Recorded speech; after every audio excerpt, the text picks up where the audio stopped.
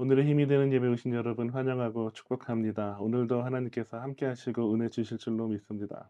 세상을 살다 보면 착한 사람들은 힘들게 살고 또 악한 사람들은 아주 편하게 사는 것을 우리가 보게 됩니다. 그럴 때마다 세상 사람들이 던지는 질문이 있습니다. 하나님이 정말 살아계시냐?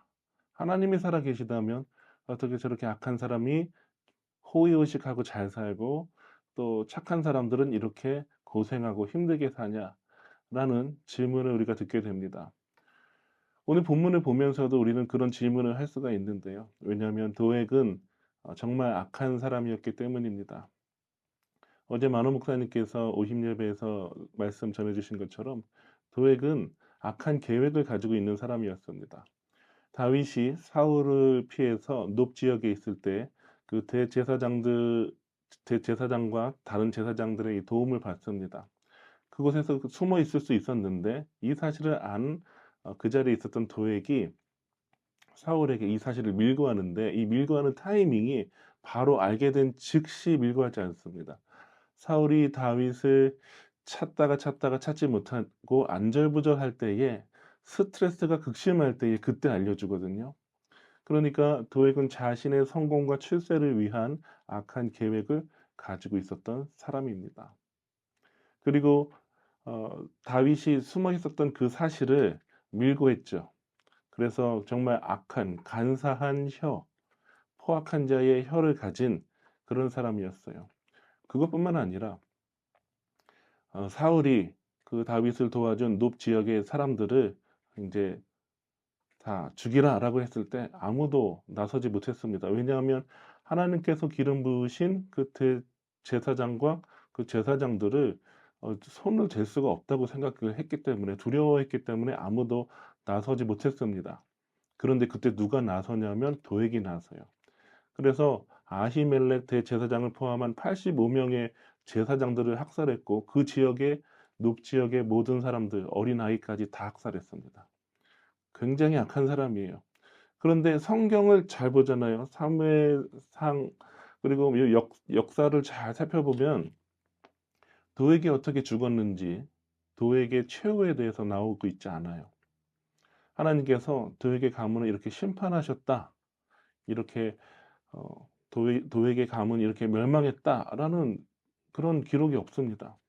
그가 어떻게 살았는지 몰라요. 어쩌면 우리가 세상에서 흔히 보는 것처럼 도액과 그의 가문은 정말 출세하고 부귀영화를 누리고 호의호식하다가 장수하고 또 아무 병 없이 평안하게 죽었을 수도 있습니다.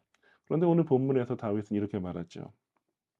5절에 그런즉 하나님이 영원히 너를 멸하시며 너를 붙잡아 내 장막에서 뽑아내며 살아있는 땅에서 내 뿌리를 빼시리로다 셀라. 하나님께서 이 도액이라는 사람을 어떻게 하시냐? 그 장막에서 뽑아내실 것이다. 그 살아있는 땅에서 붙잡아서 너를 뽑아낼 것이다. 뿌리를 빼낼 것이다. 라고 말하고 있습니다. 그러니까 아무리 이 세상에 살아갈 때에 경제적 뿌리 또 뭐 사회적 뿌리를 내리고 잘 사는 것 같지만 하나님 앞에서 악인은 어떤 존재냐? 하나님께서 뽑아내시는 존재다. 그 땅에서 뿌리 내릴 수 없도록 살아있는 땅에서 뿌리 내릴 수 없도록 영원히 심판하는 존재다라고 다윗은 말하고 있습니다. 그러니까 도액이 설사 이 땅에 살면서 아주 무병장수하고 평안하게 살다가 죽었을지라도 하나님 앞에서 그는 뽑히은 자, 히브리어로 나사으, 뽑아내다, 잡아서 뽑아내다라는 의미예요. 그러나 다윗은 자기 자신에 대해서 이렇게 고백합니다. 오늘 본문 시편 52편 8절에 보면 그러나 나는 하나님의 집에 있는 푸른 감람나무 같음이여 하나님의 인자하심을 영원히 의지하리로다. 악인과 자기 자신을 대조하고 있어요. 악인은 뽑히는 존재라는 거예요. 자기 악한 계획을 의지하고 또 자기 재물의 풍부함을 의지하는 사람, 그리고 간사한 저로서 다른 사람을 해치는 사람, 이런 사람은 아무리 잘 사는 것 같으나 하나님께서 그를 뽑아버릴 것이다. 영원한 심판에 처하게 하실 것이다. 라고 다윗은 확신합니다. 그리고 자기 자신에 대해서 의인을 대표해서 말하는데 의인은 어떤 존재냐? 나는 푸른 감람나무와 같다. 시냇가에 심겨진 그 나무처럼 항상 그 잎사귀가 푸르다. 하나님께서 나를 하나님의 집에 하나님의 정원에 심어 주셨다라고 하는 것입니다. 그러니까 인생에서 우리는 눈에 보이는 것으로 다 판단할 수가 없어요. 도일과 같은 사람이 잘 사는 모습을 볼 때 우리는 '하나님 정말 이러실 수 있는 건가요?' 그리고 하나님을 잘 믿는 나에게도 어려움이 올 때가 있어요. 다윗도 그런 어려움을 경험했어요. 그러나 우리가 기억해야 될 것은 다윗의 모습입니다. 다윗이 5 절에 도액을 보면서 말했던 것처럼 "하나님께서 영원히 너를 심판하실 것이다. 그리고 너를 살아있는 땅에서 뿌리째 뽑아내실 것이다. 그러나 나는 하나님을 의지하는 나는 하나님의 집에 있는 푸른 감람나무와 같이 하나님을 의지하고 또 하나님께서 나를 뿌리 내리게 하실 것이다. 항상 지켜주실 것이다라는 확신이 우리 안에도 있어야 합니다. 오늘 하루 살아갈 때 세상의 것을 의지하지 않고 또 세상에서 잘 사는 악한 사람들, 하나님 의지하지 않는 사람들 부러워하지 않고 다윗처럼 하나님을 의지하는 하나님의 집에 심겨진 푸른 감람나무처럼 살아가는 하루가 되시기를 주님의 이름으로 축원합니다.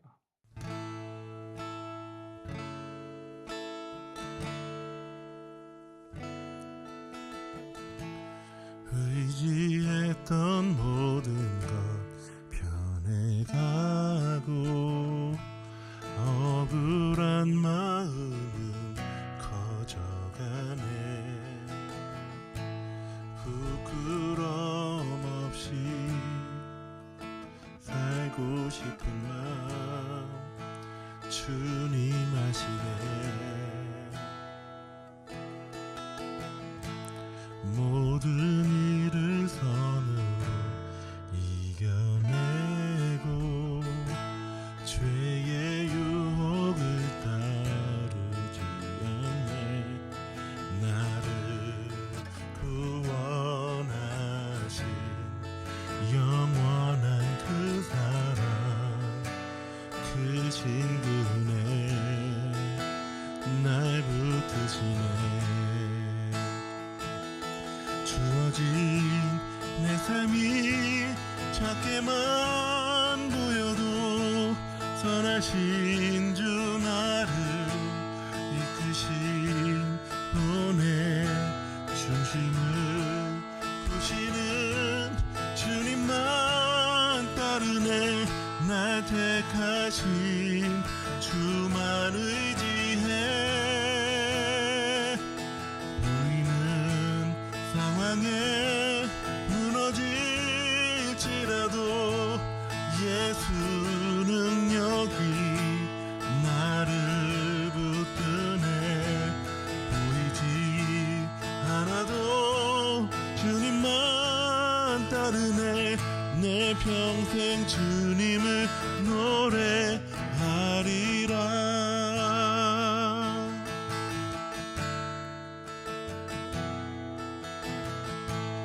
모든 일을 선으로 이겨내고 죄의 유혹을 따르지 않네. 나를 구원하신 영원한 그 사랑 그 친구네. 날 붙드시네. 주어진 내 삶이 작게만 보여도 선하신 주 나를 이끄신 분의 중심을 보시는 주님만 따르네. 날 택하신 주만 의지해. 보이는 상황에 무너질지라도 예수 능력이 나를 붙드네. 보이지 않아도 주님만 따르네. 내 평생 주님을 노래하리라. 주어진 내 삶이 작게만 보여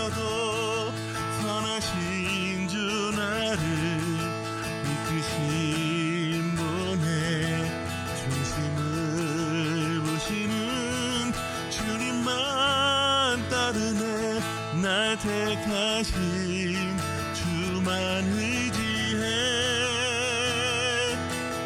보이는 상황에 무너질지라도 예수는 여기 나를 붙드네 보이지 않아도 주님만 따르네 내 평생 주님을 노래하리라 주어진 내 삶이 작게만 보여도 선하신 주 나를 이끄신 도네 중심을 보시는 주님만 따르네 날 택하신 주만 의지해 보이는 상황에 무너질지라도